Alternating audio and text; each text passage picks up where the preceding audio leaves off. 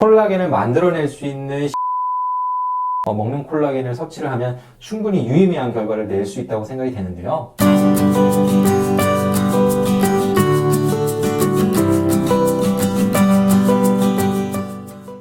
네, 안녕하세요. 피부왕 정윤의 문정인 원장입니다. 먹는 콜라겐, 피부에 좋다, 나쁘다 여러 가지 논란들이 있는데요. 우리가 유튜브에서만 찾아봐도 어떤 분들은 먹는 콜라겐이 효과가 있다고 얘기를 하시고 또 어떤 분들은 효과가 없다고 얘기를 하십니다.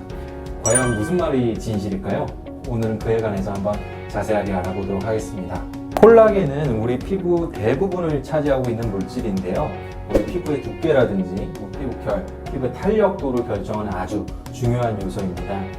우리 피부가 나이가 들면 점점 피부 노화가 진행되면서 이 피부 속 콜라겐이 감소하게 되는데요. 따라서 우리가 젊은 피부를 유지하고 싶다면 이렇게 줄어가는 콜라겐을 어떤 방식으로든 다시 보충해 주거나 다시 만들어줘야만 합니다. 이런 의미에서 먹는 콜라겐이 아주 선풍적인 인기를 끌고 있는데요.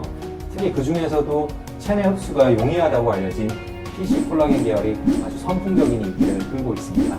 네, 이런 먹는 콜라겐이 정말로 피부 콜라겐을 생성하는 데 도움이 될까요?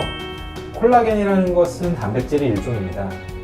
이러한 단백질은 우리가 먹는다고 해서 바로 체내로 흡수가 되는 것이 아니고요. 장에서 소화효소에 의해서 펩타이드나 아미노산 형태로 잘게 쪼개진 상태로 우리 체내로 흡수가 되게 되는데, 따라서 먹는 콜라겐을 섭취한다고 할지라도 콜라겐이 몸속으로 들어오는 것이 아니고 이 아미노산이나 펩타이드 형태로 흡수가 되게 됩니다. 그럼 이렇게 흡수한 펩타이드나 아미노산이 모두 다 피부 콜라겐을 합성하는 데 쓰이게 되느냐? 그렇지는 않습니다.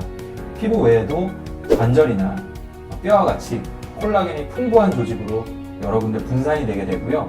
또한 이러한 재료들이 콜라겐을 합성하는 데 쓰이는 것만이 아니고 여러 가지 다른 단백질들을 합성하는 데도 사용이 되게 됩니다. 따라서 우리가 먹는 콜라겐을 섭취한다고 할지라도 실제 피부에 콜라겐을 합성하는 양은 극히 미비하다고 볼 수가 있고 실질적으로 거의 영향이 없다고 봐도 무방할 것 같습니다. 물론 일부 연구에서는 이런 먹는 콜라겐을 섭취한 뒤에 피부 콜라겐의 양이 증가되었다고 얘기를 하고 있는데요. 이러한 연구 결과들을 해석할 때는 항상 주의를 해야 됩니다. 정말로 실험과 대조군의 비교가 명확한지, 실험의 표본수는 충분히 확보가 되었는지, 그리고 실험 데이터 결과값 자체가 유의미한 결과인지 이런 것들을 꼼꼼하게 하나하나 따져봐야 되고요.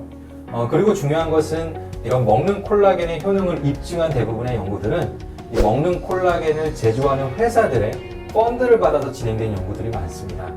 따라서 이러한 요소들을 골고루 종합해서 판단해 봤을 때는 아직까지 먹는 콜라겐이 이 피부 콜라겐을 증가시킨다, 피부 콜라겐에 도움이 된다 라고 얘기하기는 조금 그 근거가 부족해 보입니다. 우리가 근육을 만들어서 몸짱이 되고 싶다고 해봅시다.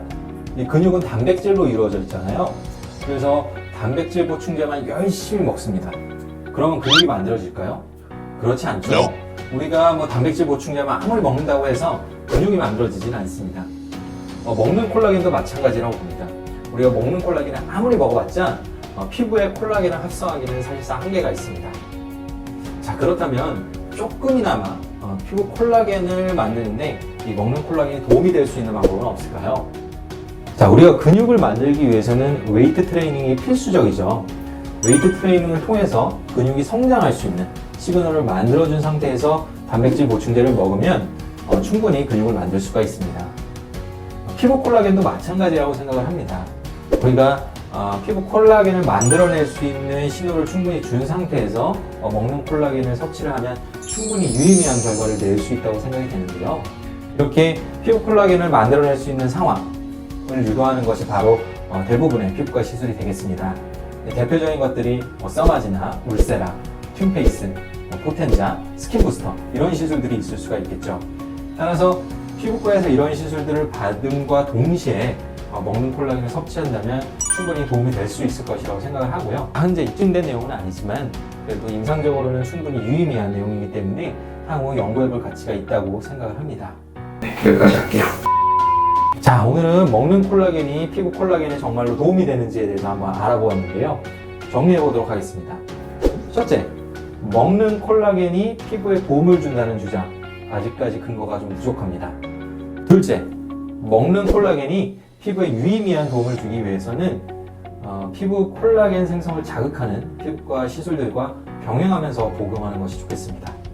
지금까지 피부왕 전문의 문정인 원장이었습니다. 감사합니다.